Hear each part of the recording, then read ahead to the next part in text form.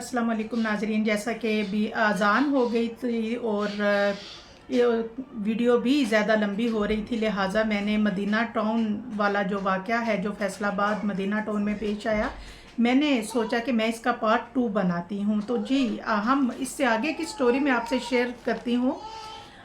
Faisalabad police का कहना है कि ये जो मोइज़ नाम का बंदा है, ये रक्षंदा जब इससे शिकायत करती है कि मेरा शोहर जो है उसको सब पता चल गया है और अब हमारी मुलाकात नहीं हो सकती। इस पे मोइस कहता है कि नहीं, ऐसा मुमकिन नहीं है, क्योंकि मैं तुमसे शदीद मोहब्बत करता हूँ, अब मैं तुम्हारे बगैर नहीं रह सकता।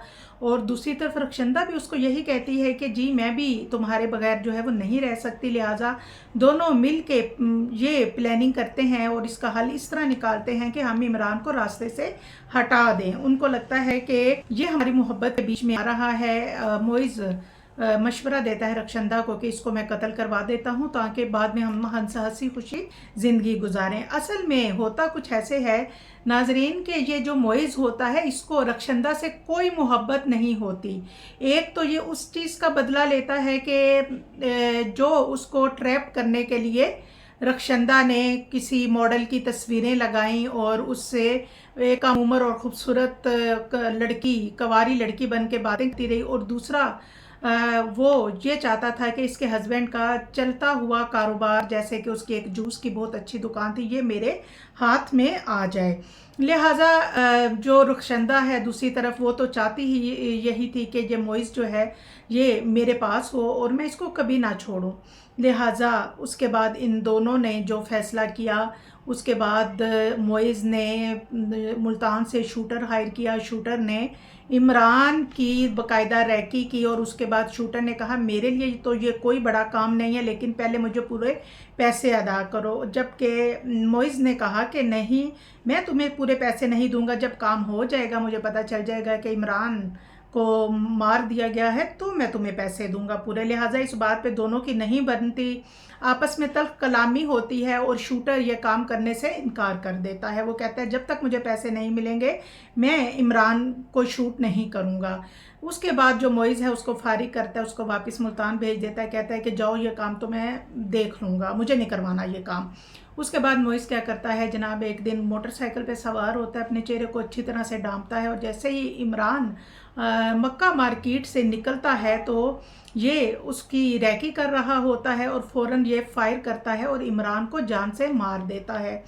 अब नाजरीन जैसे ही रक्षंदा को ये इतला पहुंचती है और रक्षंदा जो है उसके बड़े अजीब से ड्रामे शुरू हो जाते हैं, बड़े मगरमच्छ के आंसू वो बहाती है, बड़े ड्रामे करती है और लोगों से कहती है कि नहीं मेरा शोहर तो ज़िंदा है और अभी आ जाएगा। और पुलिस जितनी दफ़ा भी तफ्तीश के लिए जाती है उनको रक्षंदा कुछ मशकूक सी लगती है। लिहाजा वो रक्षंदा का नंबर लेते हैं और उसका सीडीआर निकलवाते हैं। उस सीडीआर में सामने आ जाता है कि मुल्तान के एक लड़के मोइज़ से ये घंटों बातें करती थी और बहुत अरसे से ये मामला जो है वो चल रहा था। उसके बाद जो मोइज़ है उसकी लोकेशन ट्रेस की जाती है। पुलिस जदीद टेक्नोलॉजी इस्तेमाल करते हुए मोइज़ को मुल्तान से गिरफ्तार कर लेते हैं और उसके बाद रक्षंदा को भी गिरफ्तार किया जाता है और साथ शूटर को भी गिरफ्तार कर लिया जाता है। अब मोइज़ को पुलिस ने कहा कि जो कुछ भी है हमें ठीक से बता दो, पता तो हमें पहले ही है, हमारे पास पूरा सीडीआर का रिकॉर्ड है और बेहतर यह है कि तुम बताओ। लिहाजा फिर मोइज़ ने फराफर पूरी कहानी जो है वो सुना दी। लिहाजा अब रक्षंदा बीबी जो हैं वो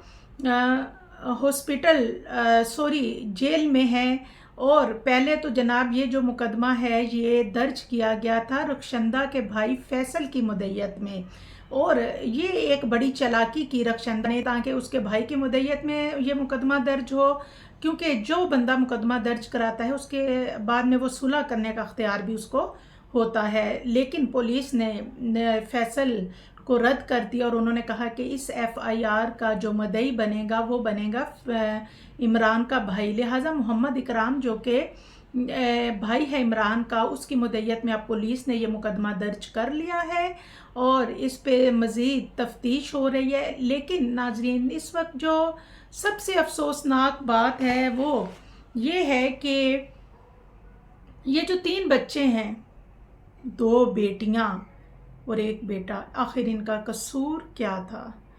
یہ بچے بڑے ہوں گے کیا سوچیں گے؟ باپ دنیا سے چلا گیا، ماں نے کیا کیا؟ ماں نے کیسے اتنی بڑی جو حرکت ہے وہ کر لی؟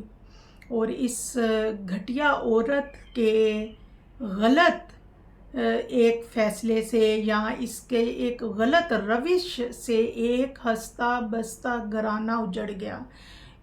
یہ وہ عورت ہے، ایک غلیظ عورت، جس نے اپنے ہی بچوں سے ان کا باپ چھین لیا۔ جب اللہ نے ان کا باپ ان سے نہیں چھینا تھا تو اس عورت کو کیا اختیار تھا کہ یہ اپنے بچوں کا باپ چھین لیتی؟ اور میں سمجھتی ہوں ایسی عورتوں کو اگر عبرتناک سزا ہو تو ہی یہ سب کے لیے سبق آموز واقعہ ہوگا۔ جناب، اب یہ جو 3 بچے ہیں، یہ اکرام کے یعنی کہ اپنے تایا، عمران کے بڑے بھائی اپنے تایا کی کسٹڈی میں ہیں۔ اللہ تعالیٰ ان پہ رحم فرمائے۔